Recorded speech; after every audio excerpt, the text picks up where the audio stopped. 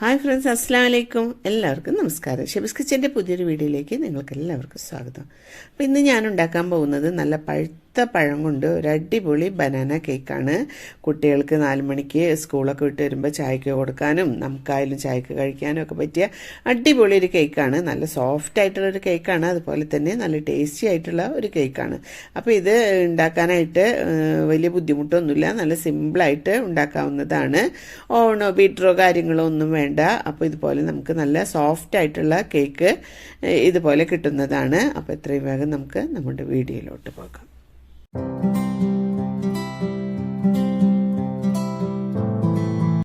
ആദ്യം ഒരു കേക്ക് ടിന്നാണ് തയ്യാറാക്കി വെക്കുന്നത്. ഇതുപോലെ ഒരു കേക്ക് ടിന്നെടുത്ത് ഇതിലോട്ട് മൊത്തം ഓയിലൊന്ന് സ്പ്രെഡ് ചെയ്ത് കൊടുക്കുന്നുണ്ട്. അടിയിലൊരു ബട്ടർ പേപ്പറും വെച്ച് കൊടുക്കുന്നുണ്ട്.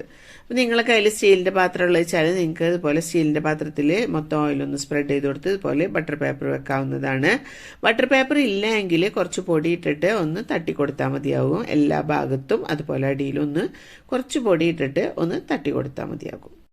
ഒരു ബൗളെടുത്ത് അതിലോട്ട് അരിപ്പ വെച്ച് അതിലേക്ക് 1 കപ്പ് മൈദയും 1 ടീസ്പൂൺ ബേക്കിംഗ് പൗഡറും 1/2 ടീസ്പൂൺ ബേക്കിംഗ് സോഡയും 1/4 ടീസ്പൂൺ ഉപ്പുപൊടിയും ചേർത്ത് നന്നായിട്ടൊന്ന് അരിച്ചെടുക്കുന്നുണ്ട്. ഇതൊരു 3 പ്രാവശ്യം അരിപ്പയിലിട്ട് അരിച്ചെടുക്കാവുന്നതാണ്. അങ്ങോട്ടും ഇങ്ങോട്ടും ഇട്ടിട്ട് ഒന്ന് അരിച്ചെടുക്കേണ്ടതാണ്. അപ്പോഴാണ് നമ്മളുടെ ഈ ഇൻഗ്രീഡിയൻസ് എല്ലാം നന്നായിട്ടൊന്ന് മിക്സ് ചെയ്ത് കിട്ടുക. അപ്പോൾ ഇതെന്തായാലും ചെയ്തെടുക്കണം.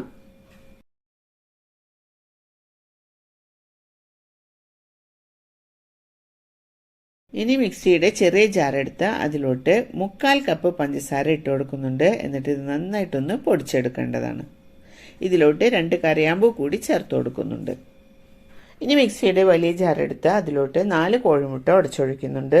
റൂം ടെമ്പറേച്ചറിൽ വെച്ചിട്ടുള്ള കോഴിമുട്ടയാണ് ഇത്. ഇതിന് ശേഷം ഇതിലേക്ക് 1 ടീസ്പൂൺ വാനില എസൻസ് കൂടി ചേർത്ത് കൊടുക്കുന്നുണ്ട്. എന്നിട്ട് ഇത് നന്നായിട്ടൊന്ന് അടിച്ചെടുക്കുന്നുണ്ട്. ഇനി ഇതിലേക്ക് പൊടിച്ചു വെച്ച പഞ്ചസാര ചേർത്തിട്ട് ഒന്നുകൂടി അടിച്ചെടുക്കേണ്ടതാണ്.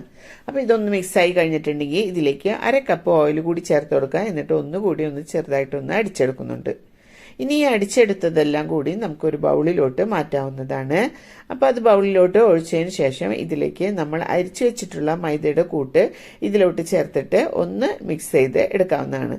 അപ്പോൾ നിങ്ങളിത് മിക്സ് ചെയ്തെടുക്കുമ്പോൾ ഒരേ ഡയറക്ഷനിലേക്ക് വേണം മിക്സ് ചെയ്തെടുക്കാനായിട്ട്. അതുപോലെ തന്നെ പതുക്കെ 3 തവണയായിട്ട് ഇട്ടിട്ടാണ് ഞാനിത് മിക്സ് ചെയ്ത് എടുക്കുന്നത്. ഇനി ഇതിലേക്ക് കുറച്ച് അണ്ടിപ്പരിപ്പ് നുറുക്കിയത് കൂടി ഇട്ട് കൊടുക്കുന്നുണ്ട്. അത് കുറച്ച് മൈദപ്പൊടിയിലിട്ടിട്ട് ഒന്ന് എടുത്തതാണ്. എന്നിട്ടാണ് ഇതിലോട്ട് ചേർത്ത് കൊടുക്കുന്നത്. ഇനി ഇതിലേക്ക് ആവശ്യമുള്ളത് ഇതുപോലെ നല്ല തൊലി കറുത്ത പഴമാണ്. അപ്പോഴാണ് നല്ല ടേസ്റ്റ് ഉണ്ടാവുക. അത് ഇതുപോലെ മിക്സിയിലോട്ട് അരിഞ്ഞിട്ട് കൊടുത്തിട്ട് ഇതുപോലെ നന്നായിട്ടൊന്ന് പേസ്റ്റ് ആക്കിയിട്ട് അരച്ചെടുക്കുന്നുണ്ട്.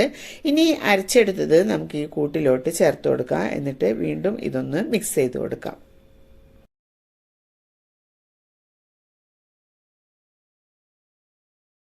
ഇപ്പം ഇതെല്ലാം ഇവിടെ നന്നായി മിക്സാക്കി എടുത്തിട്ടുണ്ട്. ഇനി കേക്ക് ടിന്നെടുത്ത് ഇത് അതിലോട്ട് ഒഴിച്ചു കൊടുക്കാം. ഇത് കംപ്ലീറ്റ് ഒഴിച്ചു കഴിഞ്ഞതിന് ശേഷം നമുക്കൊരു ടൂത്ത് പിക്ക് വെച്ചോ അല്ലെങ്കിൽ എന്താ ഉള്ള വെച്ചാൽ സ്ക്യൂർ വെച്ചോ എങ്ങാനും നന്നായിട്ടൊന്ന് ഇതുപോലെ ഇളക്കി കൊടുക്കാം. ചില എയർ ബബിൾസ് ഒക്കെ ഉണ്ടെങ്കിൽ പോകാനായിട്ടാണ്. എന്നിട്ട് ഇതൊന്ന് ടാപ്പ് ചെയ്തെടുക്കാം. അതിനുശേഷം നമുക്ക് ഇത് ബേക്ക് ചെയ്യാനായിട്ട് വെക്കാവുന്നതാണ്. ഞാൻ ഗ്യാസിലാണ് ബേക്ക് ചെയ്യാൻ വെക്കുന്നത്. അപ്പോൾ കുറച്ച് അണ്ടിപ്പരിപ്പ് ഭംഗിക്ക് ഇതിൻ്റെ മുകളിലോട്ട് ഇതുപോലെ ഒന്ന് വെച്ച് കൊടുക്കുന്നുണ്ട്. നിങ്ങൾക്ക് മുന്തിരി കൂടി വെക്കണമെങ്കിൽ വെക്കാവുന്നതാണ്. ഞാൻ അണ്ടിപ്പരിപ്പ് മാത്രമേ ഇതിലോട്ട് വെച്ച് കൊടുക്കുന്നുള്ളൂ.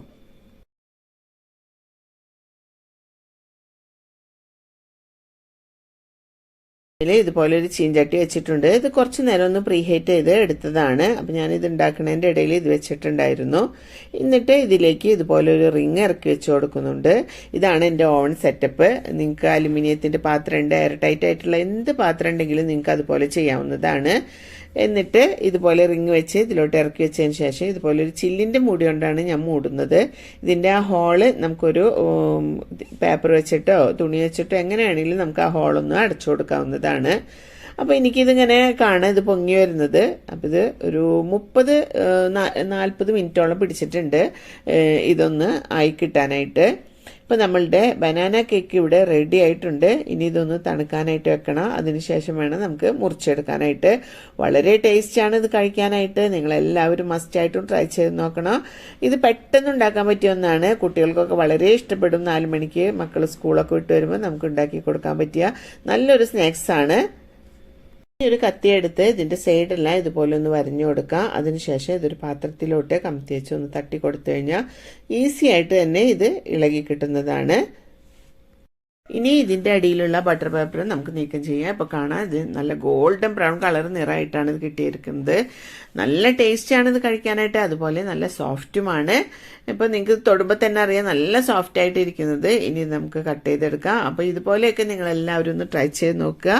ഇത് കുട്ടികൾക്കൊക്കെ വളരെ ഇഷ്ടമാവും. അപ്പൊ എല്ലാവരും ട്രൈ ചെയ്ത് നോക്കിയിട്ട് ഫീഡ്ബാക്ക് ഒക്കെ അറിയിക്കുക. അപ്പൊ ഇന്നത്തെ വീഡിയോ ഇത്രയേ ഉള്ളൂ. ഇന്നത്തെ വീഡിയോ നിങ്ങൾക്ക് എല്ലാവർക്കും ഇഷ്ടമായെന്ന് കരുതുന്നു. ഇഷ്ടമായെങ്കിൽ ലൈക്ക് ചെയ്യാനും ഷെയർ ചെയ്യാനും സബ്സ്ക്രൈബ് ചെയ്യാനും മറക്കരുത്. പിന്നെ തൊട്ടപ്പുറത്തുള്ള ബെല്ലൈക്കണിലെ ഓൾ എന്ന ഓപ്ഷൻ ക്ലിക്ക് ചെയ്താൽ ഞാനിടുന്ന എല്ലാ വീഡിയോസും നിങ്ങൾക്ക് നോട്ടിഫിക്കേഷനായി ലഭിക്കുന്നതാണ്. അപ്പോൾ ഇനി പുതിയൊരു വീഡിയോയുമായി നല്ലൊരു റെസിപ്പിയുമായി അടുത്ത വീഡിയോ വരുന്നവരെ ഇൻഷാ അല്ലാ അസ്സലാമു അലൈക്കും.